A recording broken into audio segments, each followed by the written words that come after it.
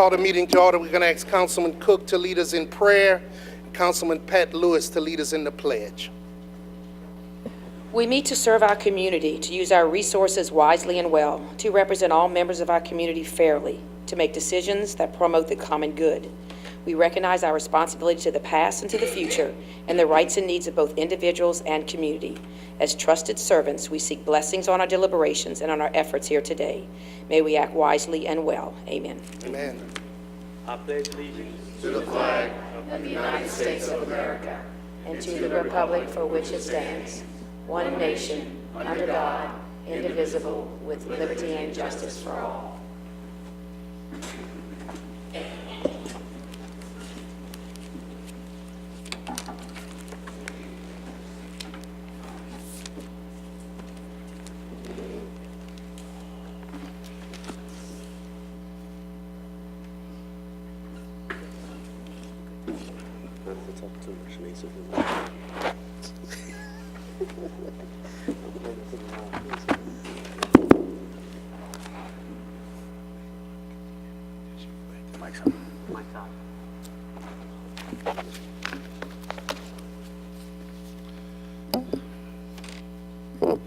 We welcome you to the City Parish Council meeting. We, as your representatives in the Lafayette Consolidated Government, welcome your involvement and encourage your participation.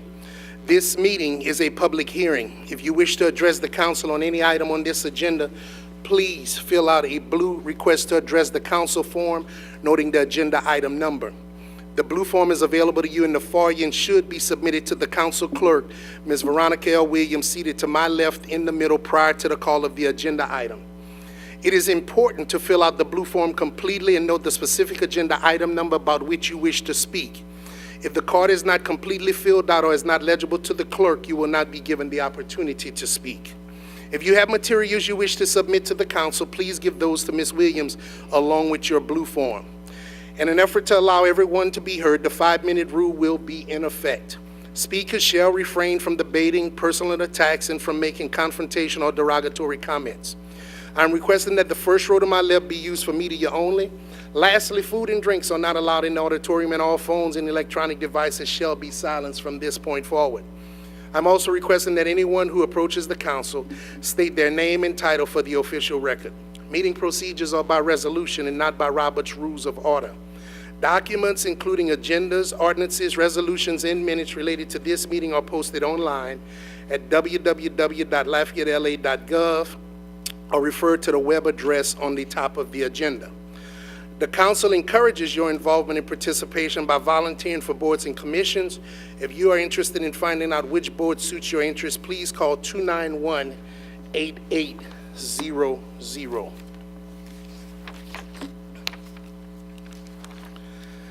Got a number of chair announcements. Members, you need to capture these, please.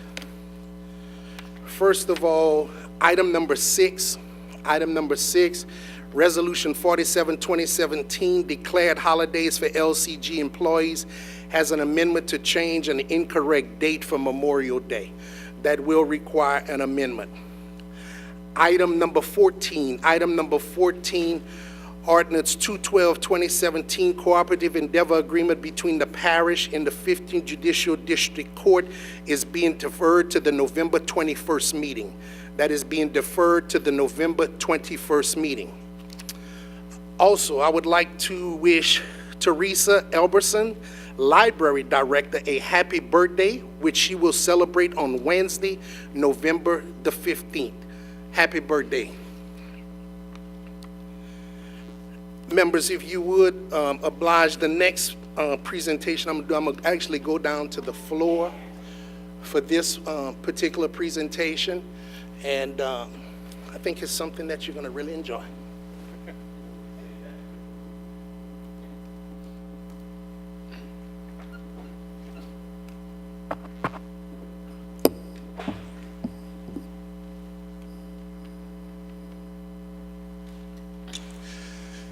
If you look up at the picture, I want to just say how proud we should be as a council and how proud we should be as a government.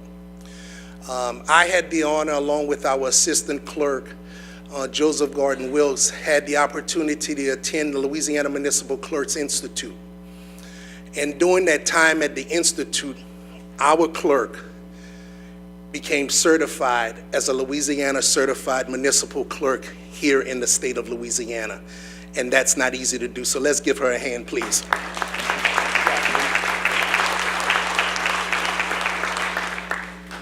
Veronica follows a very, very long tradition. Our previous clerk was also a certified clerk. I did put one stipulation. I said we're going to get our assistant clerk certified as well. And let me tell you the importance of that. As the legislative branch of this government, our duties and responsibilities, as many of you all know, they're very serious in nature. They have a lot of legal ramifications, a lot of ethical ramifications, and it's important that we're functioning properly and doing the things that we need to and supposed to do. And although we certainly have all the confidence in the world in Mr. Escott and his team, our first charge, our first line, our first contact is always Veronica and the staff here at the council office. And I could tell you in my 10 years here, it was as an assistant clerk or as a clerk, she has done a superb job. So it gives me great honor on behalf of the council, the entire citizens of the city and parish of Lafayette, to represent to her her certification award that she received in Baton Rouge, which I think there were about 13 recipients of all of the municipalities in the state of Louisiana. It's a pretty rigorous process. A lot of meetings have to be attended, courses have to be taken, times that she's away from us. But by obtaining the certification, it just puts Lafayette yet again at a level superior to many others. So Veronica, congratulations, and we're proud of you.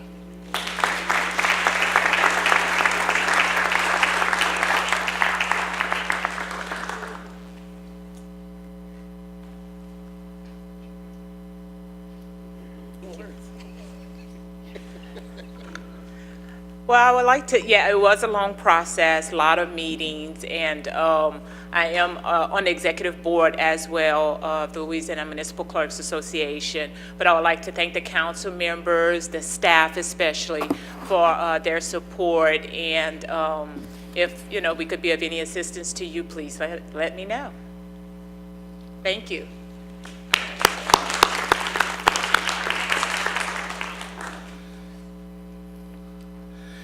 The next recognition I'm going to make, I'm asked that they stand where they are. Today with us at our meeting, we have Erica Williams with a New Vision Leadership is attending tonight's council meeting with a group of her students who are observing the meeting.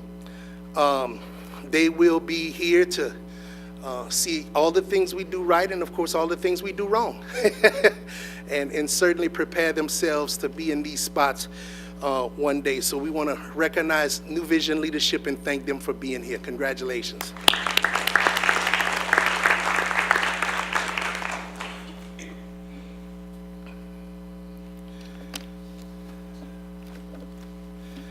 And I have one more.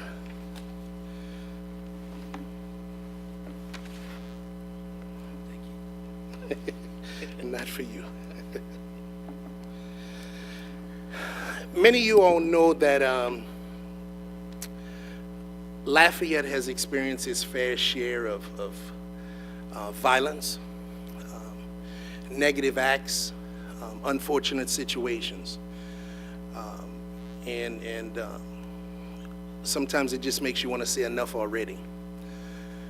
But there was one incident that took place here in downtown Lafayette where a display of courage, kind of unforeseen for someone who doesn't put on the uniform every day. We certainly know the efforts that our police officers, park police, and sheriffs and marshals go through, our fire department, and even our other employees here in Lafayette Consolidated Government, each and every day going out and serving community. But it's their job, right? But then every now and then you have someone who does something that they don't have to do. It's not their job. Put themselves in harm's way. And unfortunately, in this instance, someone paid the ultimate sacrifice. Since that time, there has been a lot of speculation on what happens next, how things go, how do we honor such a person, what does this person deserve?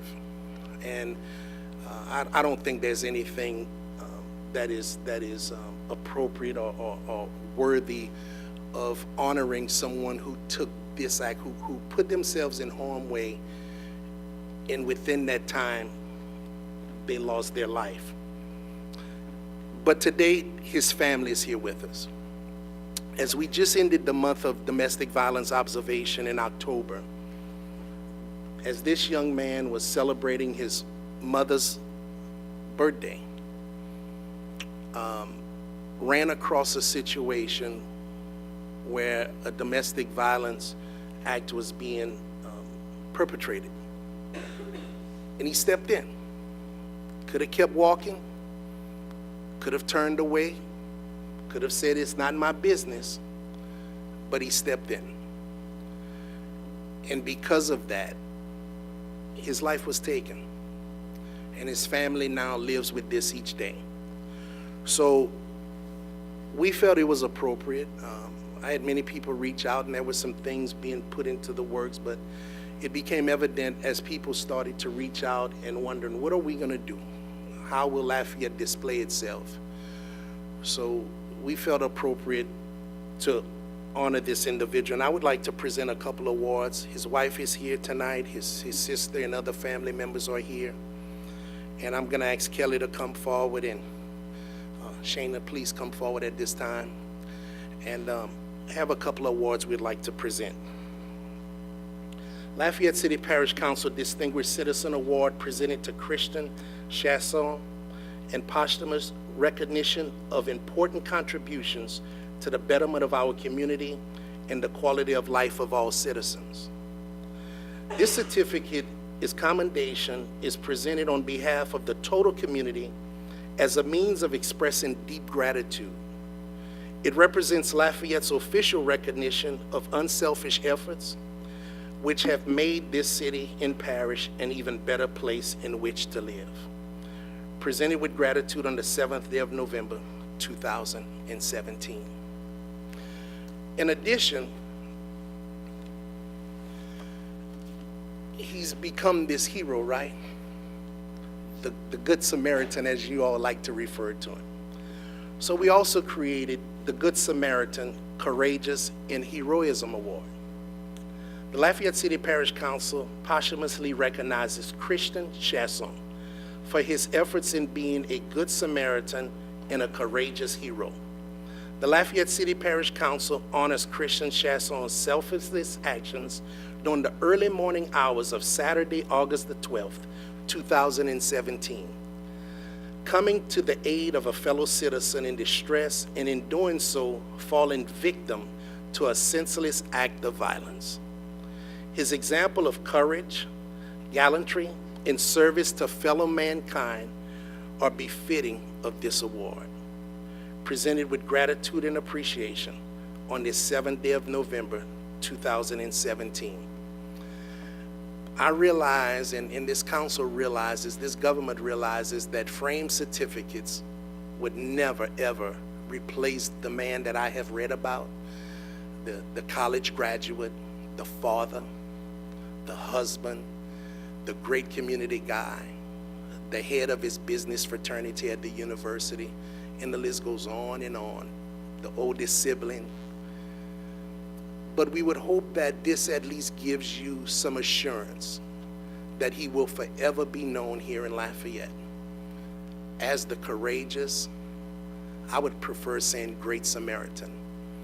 What has happened here tonight will remain in the archives of this government for eternity. It'll be imprinted in the books. And as his son grows, and maybe one day his grandchildren and all relatives, whenever they do those Google searches and see what did the Chassons do in Lafayette, they would know that he was a great man. So we really do care for you guys. We're thinking about you. We're going to support you through this process, and just know that you're not alone. What I would like to do at this time is allow our mayor president, I would like to offer him an opportunity to say any words that he may have as the leader of this government and of this city parish on this issue that is so important to Lafayette, because so many incidents, and it's like I said, enough already. Mr. President. Thank you, Mr. Chairman, and words don't seem to be enough tonight, but I appreciate the efforts of the council to bring attention to the heroic act that your spouse and your brother performed on behalf of another citizen who, prior to that moment, didn't know. We can all like to hope that we would do something similar, but the truth is, he did something most of us wouldn't do and made the sacrifice. And so, on behalf of the city, please know that your thoughts and our thoughts and prayers are with you always. And again, we will remember him. Thank you.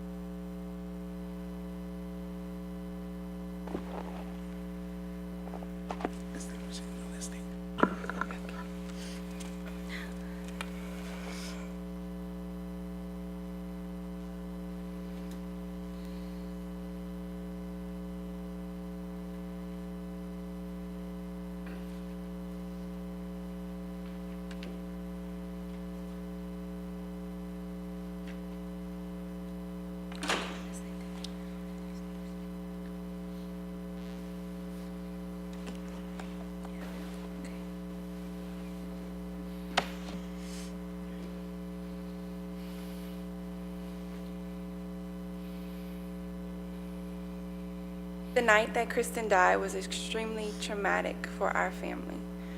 We have already lost so much, and to have a man of his caliber lost in such a way has really left us heartbroken.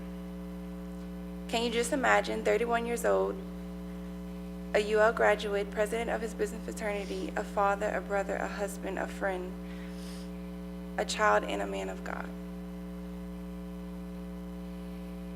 What a person he is. What a legacy he has left for us, for his son, his brother, his sisters, his family, and for the community.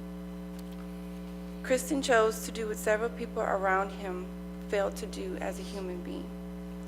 He decided not to hide in the shadows, but to take action. Kristen could not have died for any cause that was less worthy. He died for someone he didn't even know, but knowing that she was in trouble and she needed help was enough for him. What would you do in that situation? What kind of person are you? When you call to action, what would you do? What motivates you to act on somebody else's behalf without a thought? We have the utmost respect for the justice system, the DA, the judges, and all officials. Kristen's murderer was released from jail, and after 24 hours, he was bonded out after he was indicted for second-degree murder. We need to take a long and hard look at the systems we have in place to govern our city and our state. We need to appropriate money to combat gun violence and domestic abuse in our community,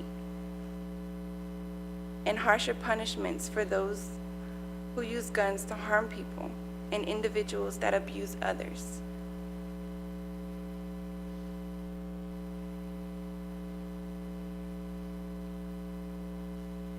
Also, we were not able to seek first-degree murder for Kristen's killer. According to Louisiana laws, only certain type of people in certain situations would be able to seek first-degree murder, but we weren't able to. So I challenge everyone today to entertain the idea that for a Good Samaritan like my brother, Kristen Shashon, that this should be in place because he was a Good Samaritan. His story should be told, and more specifically, his death, and remembered. Thank you for your time.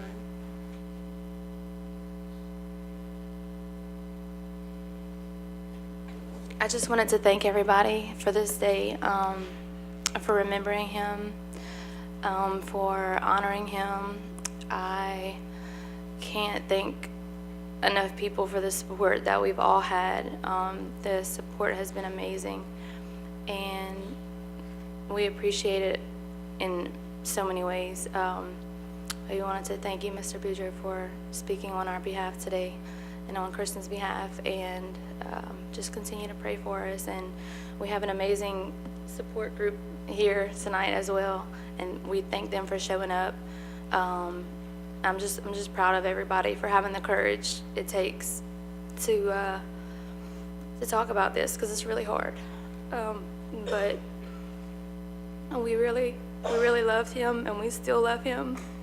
And thank you again for honoring him. Thank you very much for that. You're welcome.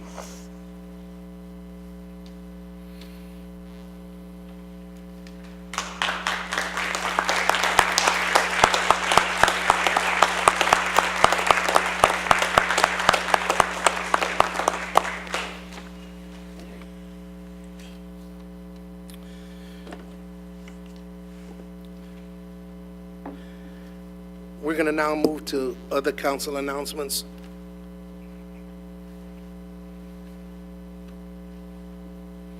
Mr. Cohn. Thank you, Mr. Chair. I'd like to take the time to recognize Boy Scouts Troop 162 from St. Edmund's Catholic Church, along with their troop leaders who are joining us tonight. And if the Scouts would come up, along with their leaders, introduce yourselves, tell us exactly why you are spending the evening with us, what you hope to accomplish coming out of this meeting, your grade, your rank in the Boy Scouts, and anything else that you might consider to be important for us to know. Come on up.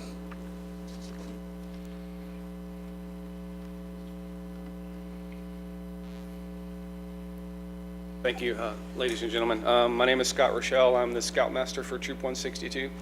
And one of the missions of the Boy Scouts is to teach citizenship, both in the world, nation, and the community. So we're here to expose them to the sausage being made. And I want to thank you, Mr. Boudreaux, for the kind words you had for Mr. Chesson. It was very moving. Thank you much. Hello, I'm Cole Martin from Troop 162. I'm the current ASPL, and I'm a Life Scout. And the reason I'm here is because I'm working on some merit badges to fulfill my Eagle rank. My name is James Dolan. I'm from Troop 162, and I'm here to get the Citizen in the Community merit badge. Great. Thank you, guys. Appreciate it. Let them know they got something for them. Present them with something. You still You're on. Yeah. Good. And as a memento of your attending the meeting tonight, you've just been presented with some pins, which is what we do to recognize folks who have expressed an interest in what we're doing tonight, and of course, in your case, what we're going to do in the future. Thank you.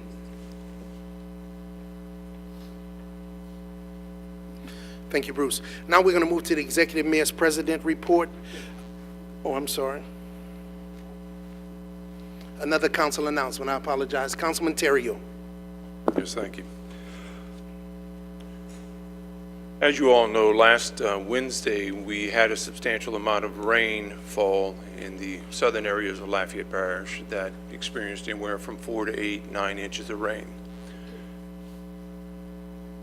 I have an announcement here that I'd like to present to the public. Tonight, I want to speak for the citizens of this parish who have reached out to me from several districts. The basic role of government is public safety, and that includes feeling safe in your home, that it will not flood. Our citizens no longer have that. Imagine the bad press this parish will get if we continue to urge people to move here, buy a home, it floods, and they lose the largest investment most people make in their lives. A home they cannot resell because they have to disclose that it flooded. When it comes to drainage and flooding, we cannot defend the status quo. If we do not address drainage and flooding now, what will it be like in 5 or 10 years? Our citizens are fed up, do not trust government to do anything to help them with flooding. They have asked, they have begged, and now they are angry and discouraged. Talk is cheap, and people no longer believe the talk. Maurice put a moratorium on development for lack of infrastructure. Ascension Parish considered a moratorium on residential development because of flooding. If we need a moratorium on residential development, do it. If we need a regional solution, bring an ordinance to this council to make that solution happen. Roads, drainage, traffic, infrastructure, and safety are the priorities. As for the drainage rededication on the upcoming ballot, no one knows what the outcome will be. If it does not succeed, I have been asked to immediately bring an ordinance that rededicates 100% to drainage and to bring to the voters at the next available election. Mr. Chair, that's all I have, sir. Thank you. Thank you. Any other council announcements? Okay, seeing none, we're going to go to the Executive Mayor President's report. And before we actually do item number 4, I'm going to call forth Public Works Director Mark Dubrock. As many of you all know, under an emergency order, a bridge was closed on Surrey Street near the airport, which carries a significant amount of traffic. Because of the inspection that took place, Mr. Dubrock and his team was not in a position to give the typical notice that would be afforded when a bridge closure is taking place, but it had to be done nonetheless. I asked him to come forward to do this at this time, and I've been speaking with the mayor. This has been an issue we've been looking at for quite some time, ever since the closure took place the day after, when the traffic started to back up and everybody felt the hardships from it. So I immediately reached out to the mayor, to Mr. Dubrock, as we was fielding constituents' calls right near the River Oaks pump station area. So today I'm asking him to come forward and give us some updates and any other considerations. Joe, I want to welcome you to be a part of this whenever you so choose, as you know, as we try to address some of these constituents' concerns that has been coming in. Mr. Dubrock? Thank you, Chairman Boudreaux. The bridge was closed 2 weeks tomorrow. Was it the Thursday? We closed it the Thursday. It was very sudden and very unavoidable from our perspective, with the safety of our community in the consideration. The bridge over at Surrey Street over the Vermilion was built in 1948, so it's almost 70 years old, which is about how old I feel the last 2 weeks. The failure was the midspan of the bridge. The middle span is 80 feet long. It's steel beams with a concrete deck poured together. Those beams rest on what's called roller bearings, and they're steel pieces of steel I-beam, very rigidly braced and welded together. They've been in place since 1948. There's a seat under each one of the beams. There's 4 beams, so there's 8 of these bearings. We discovered in the state inspection, the state inspector discovered that one of the beams was, all of the bearings were severely corroded. The one in particular had actually fractured, completely failed. So basically, instead of 8 supports, you had 7, and one was imminent to fail. And so we would have been down to the 2 outside on one end of the bridge, potential failure points. With that condition, the bridge was unsafe to carry expected loads from vehicles, not so much passenger vehicles, but trucking and heavier panel trucks, things like that, put the bridge at risk of what would have been about a 12-inch drop. Now, when a bridge deck would drop that far, you risk fracturing the deck and losing the entire structure. And we felt at that moment that it was not a risk that anybody would be willing to take with anybody's life. And so we consequently immediately shut down the bridge. In the state inspection process, the state inspects our bridges. They have a formal inspection process, very elaborate forms, about 16-page forms, where they go through a checklist of every element of the bridge. They conduct that bridge inspection every 2 years on every bridge in the system. In between those inspections, in the even number years, we do our own in-house inspection of bridges that have conditions that warrant an interim inspection. Surrey Street is one of those, mainly because of its traffic count. The bridge in 2015 did not identify any issue whatsoever other than a slight amount of what is called scaling, which is a little bit of rust on the outside. It's a very normal process. It's very common. It's not of concern. In 2016, we followed up, and it was noted that there was additional scaling, but there was no section loss, meaning that it had not affected the integrity of the steel. So when the 2017 inspection occurred, and we have a failed bearing and another one that was severely damaged, we were very taken aback by the sudden progression. The only thing we can attribute it to at this time is that it was submerged for such a long period of time following the August 2016 flood, that the steel stayed in the water for so long that it just accelerated the corrosion process. So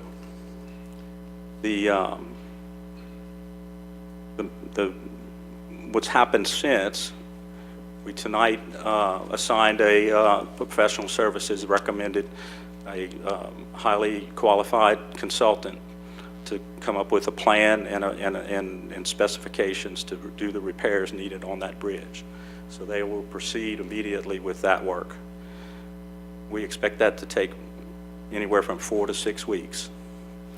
At that point, we will solicit, as an emergency construction project, we'll solicit proposals, and they'll have 10 to 14 days. I'm not sure of the formality, but they will submit quotes for the work.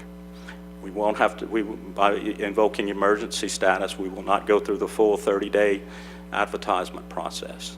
And that's assuming everything is done properly. It potentially could be pushed back for technical reasons or legal reasons, but that's how we anticipate handling it. The work that we intend to do is to replace all of those steel bearings with modern technology, which is neoprene pads and concrete pedestals under each one of those girders.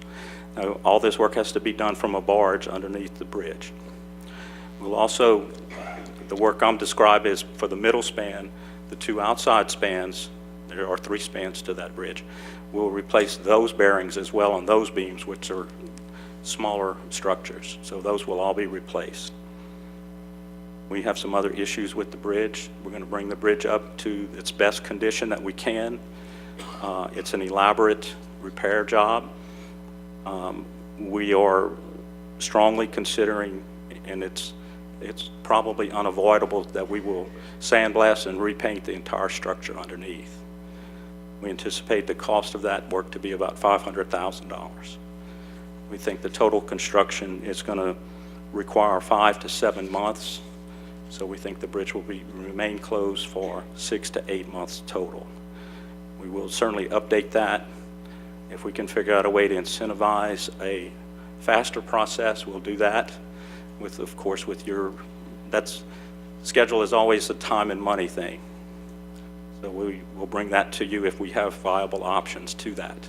This schedule would be basically normal construction practices. If we incentivize him to accelerate that, we would have a shorter closure time, but it would cost us more money.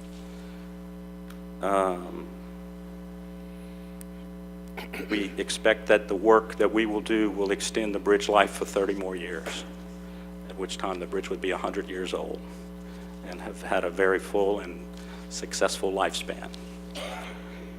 One of the issues that came up was that the bridge was repaired in 2010.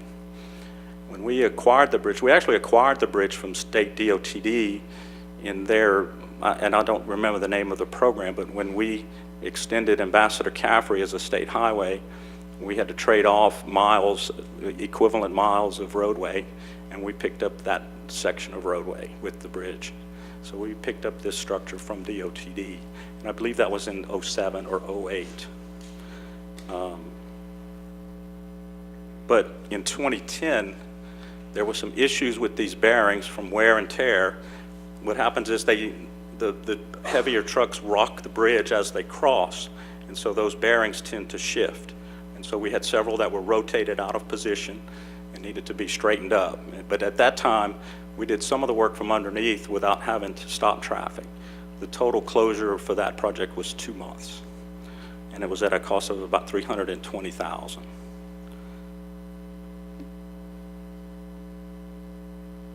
Big issue that we've talked about is, of course, the traffic.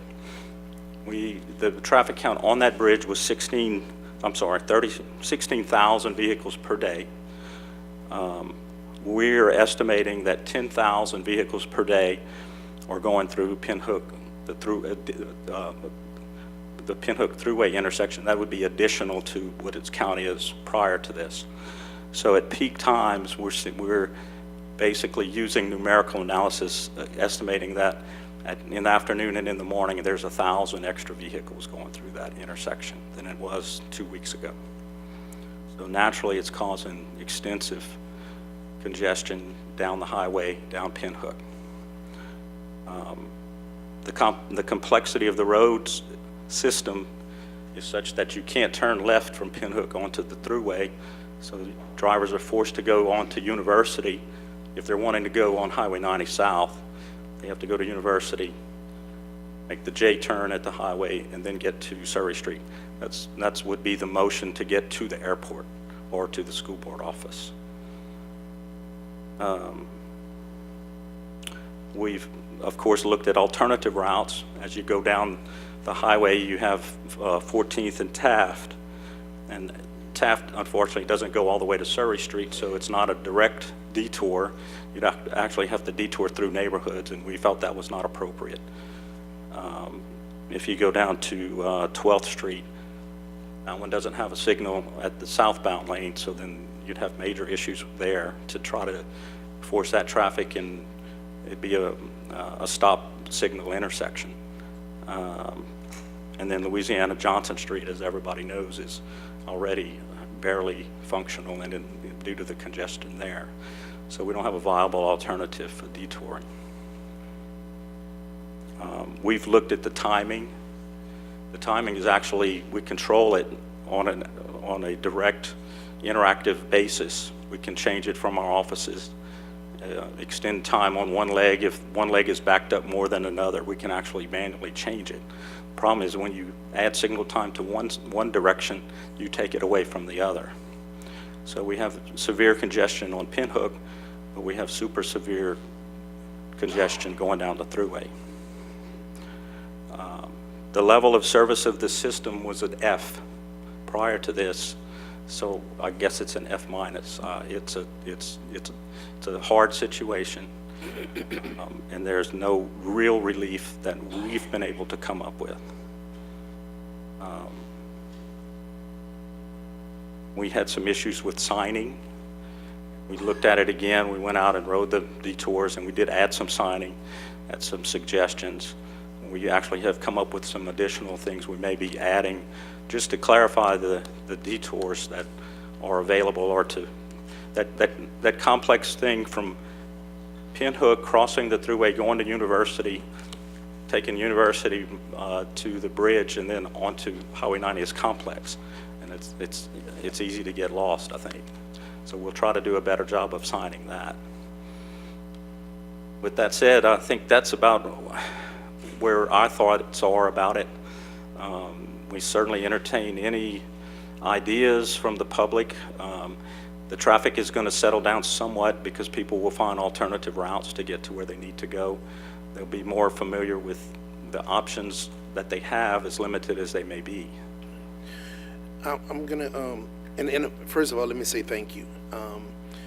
And I got a few comments that I want to share and speak to some of the things that you brought up. But again, I want to say thank you for the responses that you've been able to provide me, that I've been able to share with some of the individuals who have contacted me out of concern.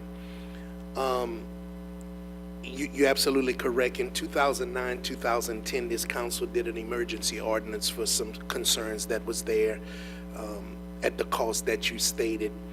And I think that that is one of the frustrations of the area, is that it hadn't been that long ago since we've done this.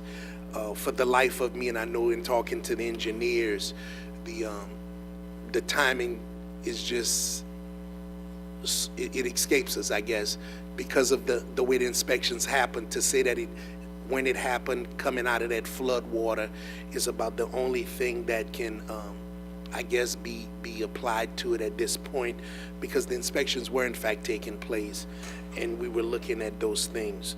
But nonetheless, the impact on the airport, the impact on the Lafayette Parish School Board, the impact on the neighboring communities, people being able to leave, come and go, it is very severe. And I don't know, I understand, I learned early on in this process about signalization, and when you take time from one, you give time to another, and what impact that has. I'm not going to try to be an engineer here, but what I am going to try to do is say that we have to find, or we need to find something. It just seems like everything is escaping us, and we have to come up with something. One of the things that I want us, and I'm going to ask the Mayor President to give this some consideration through the department, is if in fact the bridge is passable by passenger vehicles, I think we need to allow the passenger vehicles to utilize it and find a way to eliminate the big trucks until such time we get to construction. And I don't know what security measures that would take. That's what I'm asking for, actually, for a response. But if that is in fact possible, I think that the number of big trucks should be regulated and allow everyone else to have that normal flow, which would minimize that 6 to 8 month total time, 5 to 7 month time, as the consultant get to do their work. So I would really like that to be studied and looked at somehow. How can we regulate the big trucks, portable scales, personnel, signage, lighting, whatever that needs to deter trucks from that direction? If we had the confidence that only passenger vehicles would go that route, I would certainly think that that would be worth considering. I know that the taking time from one, giving time to the other, but the prohibited left at the thruway, I know that's a DOT issue. I don't know if that can be reconsidered by DOTD during this time frame because of the impact that it has. Not to change, not the timing of the signals, but just the operation of the intersection, if that left turn could be made. I also drove just about every alternate route possible, and the uniqueness of this is that not only Lafayette is heavily impacted, but we capture a lot of traffic from St. Martin Parish, Iberia. That's a very, very popular crossover for those individuals. And you're absolutely correct. I could imagine what would happen on 12th Street, but I don't know if we shouldn't use every possible card that we have. Rather than putting everything on one, just leaving those options open. So if someone's coming from Bro Bridge on Carmel, and when they get to the Pinhook corner, of course, we kind of giving them the warning about the left turn, but Louisiana Avenue is backed up. Like you said, you have 12th Street, but you don't have a signal down there.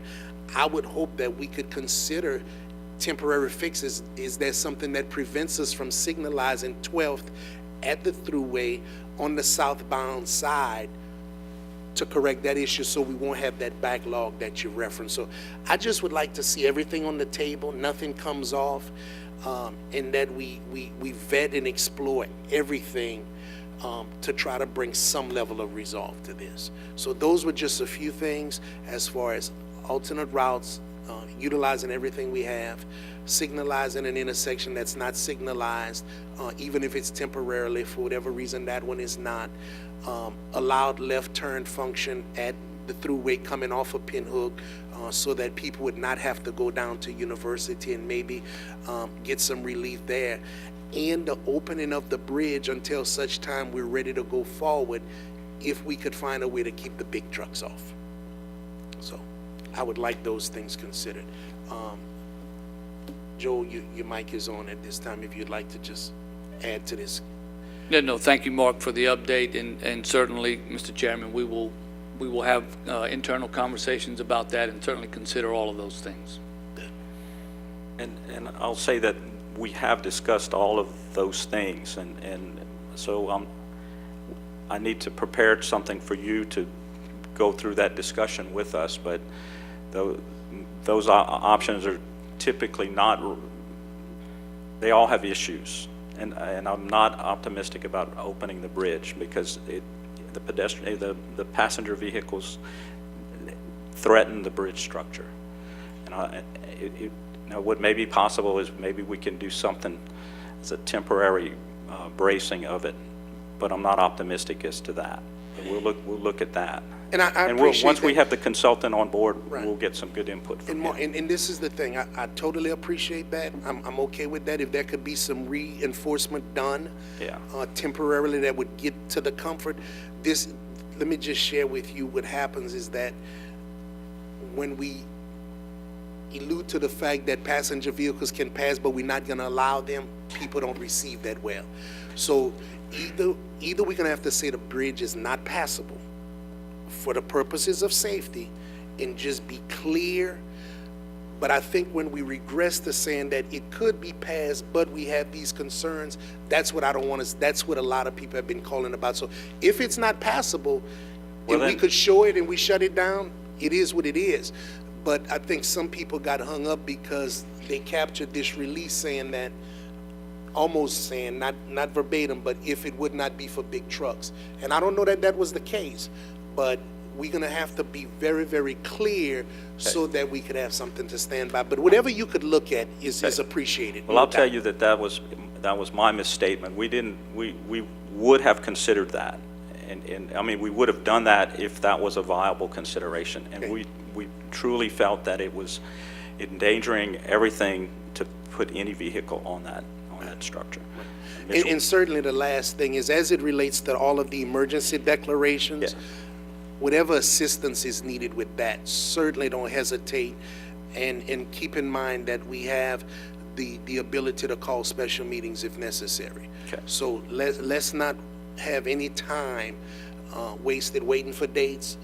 And I'm going to be getting with finance to start looking for this potentially $500,000 for the complete fix. First of all, we've started that process, but just keep that in mind as well, that certainly within the next couple of months, if something is needed, do not hesitate to say we need a meeting because we need something done and we don't want to wait 2 weeks to do it.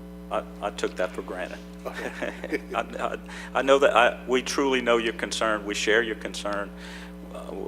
We don't like to inconvenience anybody. Our mission is to keep things rolling and maintain what we have in the proper way. And we were disappointed in this development, but it wasn't anything in every regard. And I don't think there was anything anybody could have done differently the way that it came out. All right.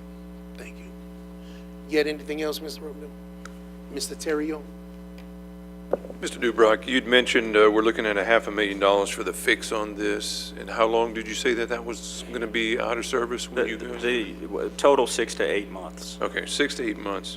Just to throw it out there, which I'm just asking, how much for a new bridge? Say again? How much would a new bridge be? We think $3 million in 2 years. By the time you go through the full process of, see, we would have to permit a new bridge. Right. And so you go through the entire process of design, construction, design, permitting, construction. We think a minimum of 2 years. So we're probably looking at $500,000 to $1 million to just repair it. Yeah, we're and $3 million for a new bridge. And there's no way to expedite the changing of this and morphing it into doing a total revamp on it and putting a new bridge there. I mean, is it feasible? Is it something to look at? Is it something you considered? Yeah, that is our consideration, that the necessity of the traffic circumstance and the need to reopen that route in that circumstance outweighs that consideration in the light of the time and the money. If time is money and we have a less expensive solution and a faster solution, we felt that was the right way to go. And I understand we want to get it done as quick as possible and to open it up. It's just that, we're going to be strongly looking at ourselves if we go and spend $500,000 to $1 million, and then in 2 to 3 years we come back and say, well, we're just going to go ahead and replace the whole bridge. No, we strongly feel that with bridge structures, there's always issues that can arise with them, and things can go wrong, and additional repairs can be needed. But we feel that the superstructure of this bridge will be essentially in fine working order following this repair work for 30 more years. 30 more years. And so we're as confident of that as we can. We wouldn't move forward. And that is, we could probably get the bridge, quote unquote, up and running in maybe 4 months, but we want to do it properly while we got it closed. Let's do it the right way and do what we need to do to extend that lifespan of that bridge. Okay. Thank you, Mr. Dubrock. That's all I have. Thank you.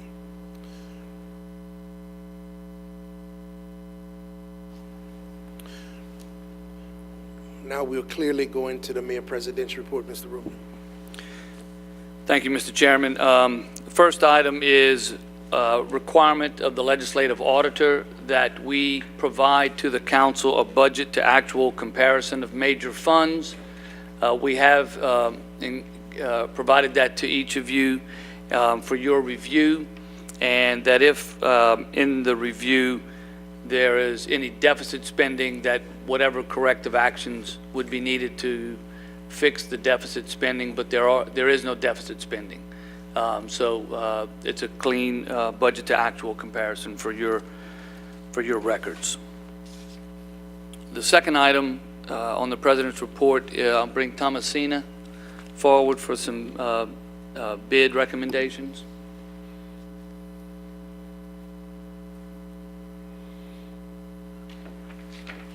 Hello, I'm Thomasina Oliver, Purchasing Manager. I need your approval to award these inventory items to the low evaluated bidders. Motion by Nakhan, that's second by Conk. Council discussion on this item? Mr. Terrio. How many meters are we talking about? It's going to be a blanket order, so it'll be as needed throughout the year. It's a contract for a year. So the amounts that you have for 88,000, 32, and 33? Those are based on estimated quantities that were provided to us by LUS, estimated for a year. And so that's just our way of evaluating the bids. based on their unit Any kind of prices. guesstimate as to give us an idea how much each one of these smart meters cost? I'd have to go back and get the information for you. I can get that for you if Just you need. send it to me when you get a chance. Okay. That's all I Yes, have. sir. Thank you so much. Thank you. Any other council discussion? Any blue cards on this matter? Please call the vote. Yes. Yes. Yes. District 4? Yes. District 5? Yes. District 6? Yes. District 7? District 8? District 9? Motion is approved. Mr. President? Thank you, Mr. Chairman. Chief Aguilar asked if he could have a brief moment to address the council, and so as part of the president's report, I'm going to ask him to come forward.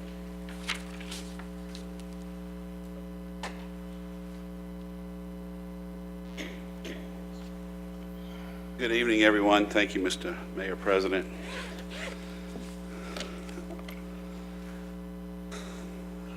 It's good to be with you all. I wanted to just go over a couple things with you all, just by way of information for, the events that have occurred, or the event that's occurred for the Lafayette PD and having lost one of our own in the last month.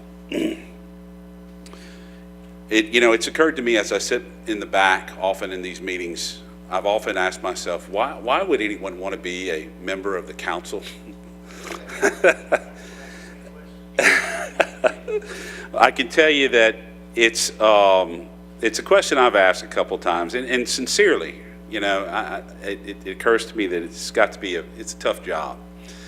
But I think I've come to realize why, and it's the people we serve. It's the people of Lafayette. It's the people of Acadiana. And so the first thing I wanted to report to you all is that as we at the Lafayette Police Department suffered the loss of one of our own, this community came to our aid like nothing I've ever seen, nothing I've ever experienced. And the community, the city of Lafayette, the citizens here, the citizens of Lafayette Parish and all of Acadiana, and truly even across Louisiana and across the United States, the support that our officers have received has been overwhelming, and that we continue to receive daily at my office. This has not stopped. I wanted you all to know that, and it's one of the reasons, it's got to be the reason you guys serve, and it's certainly, I could not be more proud as the Chief of Police of the Lafayette Police Department of not only our officers, but of the people we serve. It's been an honor to serve as chief for almost a year now. So thank you, Acadiana. I want you to know that tomorrow morning we're going to put out some signs at the Lafayette Police Headquarters and at Precinct 4 thanking Acadiana. Just a simple sign saying thank you for everything. From day one, you've been behind us, and we at the police department truly appreciate it.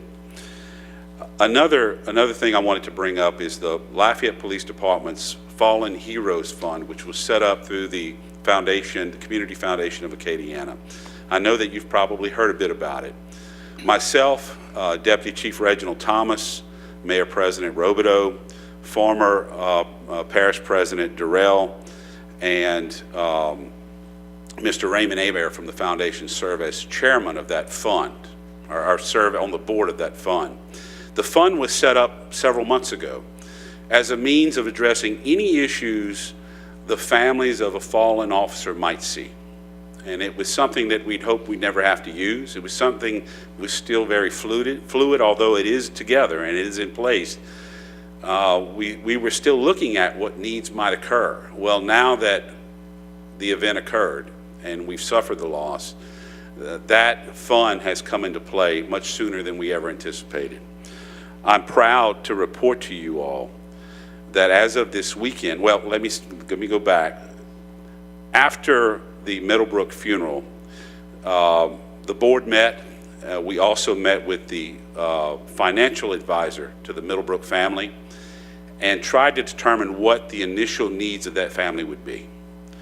It was decided among all of us that we would focus on debt that that family, like any family would have, and set that as a goal to be achieved by the fund to take away that burden from the family. I'm proud to report to you that because of the generosity of this community, the community in which we serve, that goal has been met as of this weekend. And so the Lafayette Police Department Fallen Heroes Fund is currently working with the family to erase that burden and that debt so that that family can continue to move forward the best of their ability. And I wanted you all to know, and again, to thank our people, Acadiana, for accomplishing this. It's huge. It's a big deal. And I want you to know, as chief of the department, on behalf of all the men and women of the Lafayette Police Department, I appreciate so much and thank the people of Acadiana for this. We've talked a great deal over the last few weeks about benefits. And there's been a lot of passion and there's been a lot of emotion regarding benefits that families receive after such a tragedy. As chief, I've sat in my seat in the back and watched, and I thought it would be important that tonight I share at least with you my thoughts. Now that we've had the time to take a close look at everything, I've even had the time to look at the benefit packages offered by my previous employers. I just want to say thank you all to the council, each and every council member, to the mayor and the administration. The package that is offered is a great one. It's something we should all be proud of. It is of great benefit. Nothing will replace our heroes, we know that. But we do stand above everyone we've seen with that regard. It is truly a gold standard. I want you to know that with everything that's been said, I want you to know that I appreciate it, and I thank you all. And lastly, when we talk about benefits, and specifically the benefit of health insurance, which is a specific point that's come up recently, as you all know. I would simply ask that with everything that's occurred and with everything that's been said and everything that's at play now, that the council and the administration please consider you've given us the gold standard. I'm asking you for the platinum standard. Let's fix that one thing, health insurance benefits. And I think it's a relatively easy fix now that we're getting closer to establishing what the true facts are. We've established the need, we've established what we can do or maybe what we cannot do, and so on and so forth. I would just ask that you guys consider making it the platinum standard. We have achieved a great deal of things in the last few weeks, and I'd ask that we achieve just that one more step. And know that I would be very grateful, and I am grateful for your time tonight. Thank you. Thank you, Chief. Appreciate your comments, and make sure to let you know and the public, council, that as we've said from the beginning, we are looking at the health insurance. We don't take lightly the fact that there's 2,200 employees that are going to be impacted by any change that might be made. So we've been very deliberative in our efforts to see what our options may or may not be. We are still involved in that process with legal, and as soon as we know what the options available to us are, then we will certainly let the council know what those are. So appreciate the chief's comments and thank him for allowing us to hear his thoughts. And then finally, Mr. Chairman, I feel like I need to address some of Mr. Terrio's comments earlier as it relates to the drainage and the rededication. We've been in office a little over a year and a half, and prior to that, in June of this year, which was less than a year and a half, we went through and did what the public asked us to do, which is to identify the revenues that you're currently collecting and figure out how to spend that money better.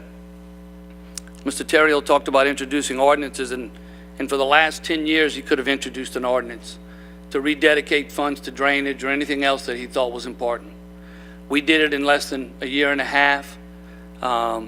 We asked the council for permission to bring it to the voters, to be able to dedicate $11.5 million in year one to drainage. It's not something we could do with a stroke of the pen. The voters need to approve it, so we asked the council for permission to put it on the ballot, and every councilman and woman voted yes to allow the voters to vote on whether or not to rededicate $11.5 million to drainage, except for Mr. Terrio. There's one component, an economic development component of $500,000 that was included on that initiative, that was used as the excuse to vote against it. But I'll say this, I'll always trust the voters. All we asked for was to allow the voters to vote on it, and that's the vote that the council made.